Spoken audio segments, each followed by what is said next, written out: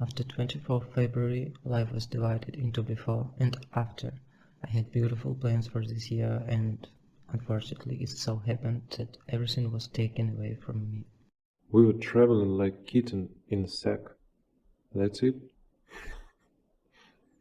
No one told us anything. They said, don't tell anyone anything.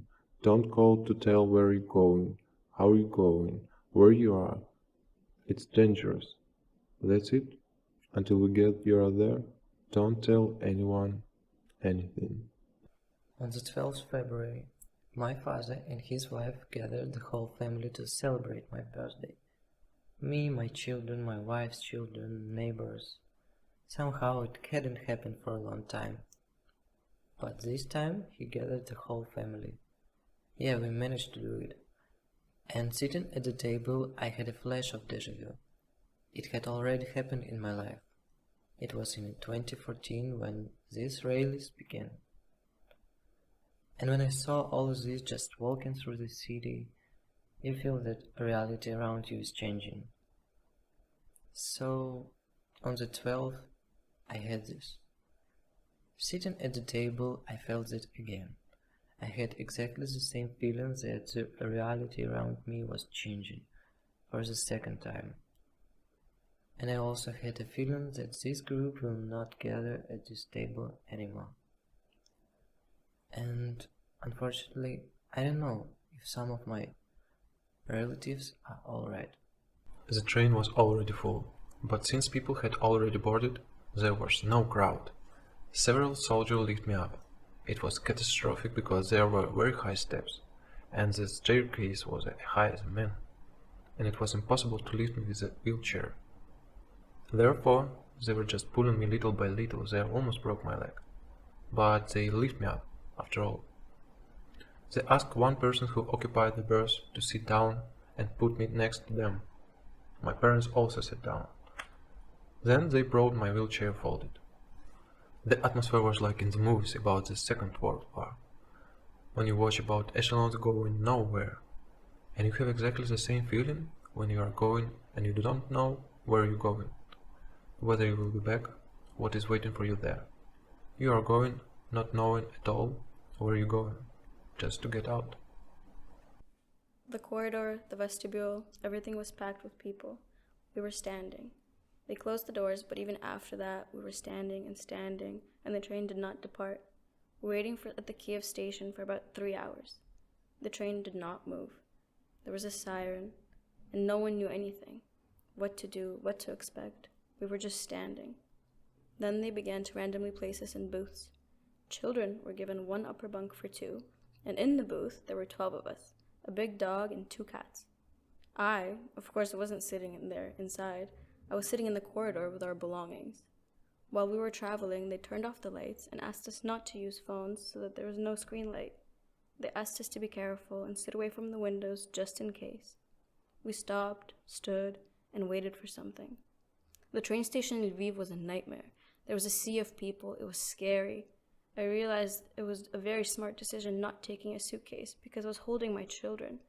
I have a visual impairment, so anytime there are a lot of people, not holding my child's hands is very scary for me because I might lose sight of them. I'm also afraid that I'll miss some obstacles on the way or whatever. My son has a visual impairment too. He has a disability, so it is necessary to have constant physical contact, especially when there are a lot of people and you don't understand the situation, don't understand what may happen next. So it is good to hold on to each other all the time to be sure that everything is fine and we're together. There were a lot of people on the train. Everyone was standing. Many children were standing. There were many animals, dogs and cats. And there was a woman standing with a boy of 2 or 3 years old, and he was crying so much. I couldn't resist and took him in my arms. And for the rest of the day, this boy was sitting on my lap. He was crying, then laughing, then sleeping, then crying, then laughing, then sleeping. Everyone was traveling like that. Everyone was silent. We were all traveling in silence. How else could we be feeling? The scorching sun was just exhausting. The temperature reached 40. We set up a tarp over the car. We even took nets with us to shade us at least just a bit. It was hard for Dima to sit in the car all the time. It was very hard for him. But he is a patient guy. The journey wasn't easy because we did not go on the highway, but drove around some other roads, other villages, and it lasted for a long, long time. We did not expect to be on the road for so long. We drove until night, and then at night we realized that we needed to spend the night somewhere because there were 3 adults, 2 children, a dog, a cat in the car. The driver needed to rest. On the way there was one kind of very nice moment. I don't remember at all where it was, what kind of area it was, or what day on the road it was, but there was a village where women treated travelers with hot food, soup, tea, and bread. It was very appropriate. It was very touching. It made me tear up. Emotionally, there was an expectation that tomorrow everything would end and we would return to Kiev. As a person with an invisible disability, I look very suspicious. When I talk, when I react to sounds, when I in no way resemble a disabled person. And during all these border crossing events, I didn't use a hearing aid, which means I heard almost nothing. In the military commissary, at the border during all this, I tried not to speak, to communicate only in writing, and not to show in any way that I could speak. This trip was not easy from the very beginning, because at the border guard disliked me for some reason, and she sent me for filtration to the Russian Federal Security Service officers. I stood in line for 2.5 hours. No one cared that I had a disability. I just had to stand in line. There were only men with me. I was the only woman whom they disliked for some reason. Then I had a conversation with 2 federal security officers. It took about 20 to 30 minutes. They checked everything on my phone. They asked about contacts, groups, everything. Obviously, they asked about Ukraine. But then they found some contact related to LGBT and asked how I feel about LGBT and all that. Do I go to Pride? Do I communicate with my LGBT friends? They let me go. When it came out, I saw that my bus wasn't waiting for me. It just drove away. I was left alone in the field. Russian military vehicles were driving back and forth, and I was standing alone in the field. When we were driving in economy from Kryvyi Rih to Kherson, part of the roadside was mined. Twice it happened. The cars that were pulling over to the side of the road were blown up. You couldn't go to the toilet just behind a tree because it could be mined there. You had to do it right next to the car when there was a column of 500 cars. We set off like this, 2 carts and 2 small bags that you could put on your knees. We couldn't take our things in our hands. We could only put them on the cart or on our knees. And that's why the bags were of such a size, the size of our knees. We also took several backpacks with documents, medical records, passports, diapers, catheters, urine bags, wet wipes, medicines, bandages, plasters, ointments, and antiseptics for wounds. And that's how we left. It was very scary. We didn't even know where we were going and what was going to happen. It all looked like an unrealistic plan. I knew that my eyesight would not allow me to make such a maneuver. I did not yet know how much the rehabilitation had paid off. Still, I got to Bulgaria on my own. I rang the bell at my parents' door and they opened it, and there was a mute silence for like 5 to 10 seconds. My parents and my daughter were looking at me and couldn't believe that I had arrived. I saw no other option but to return to Ukraine to keep working for the foundation and delivering humanitarian aid. The children went to the toilet, and I decided to wait for them to wash the bags.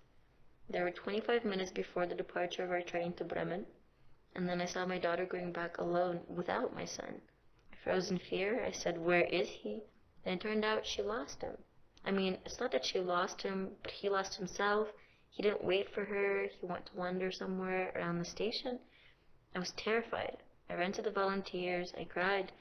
I said, here's the situation. My child got lost. A child with autism. A volunteer took me to the police station, or whoever was sitting there, a person who keeps order at the railway station. And before we even got there, I turned around and I saw my son. We left the hotel and there was a highway. A lot of ambulances, McDonald's, a gas station, and nothing else around. I was so afraid. Where have I come? Where have I come and why have I come so far? And then I felt how far I am from home and how much time will probably pass until I'm back. It was one of the hardest moments of realization that I really wanted to go far away, and when I arrived far away, I realized that the road home would be even longer. We asked the conductor and this man to help us lift the wheelchair. When we started lifting, the wheelchair got stuck between the raised platform and the train wheel. The conductor panicked. He started shouting that the train was about to leave and the wheelchair would be hanging on the platform. He started kicking the wheelchair with Anastasia from behind, and the wheelchair almost fell. This man caught Anastasia, and I quickly unfastened her in the dark. I don't know how I managed. And this man took Anastasia and went into the hallway. I started going upstairs after him and dragging the wheelchair behind me. At that moment, the conductor started shouting at me and telling me to leave the wheelchair and the suitcases on the platform. But I broke onto the train with the wheelchair. I assured him that I would fold it and put it somewhere because I can't do without it.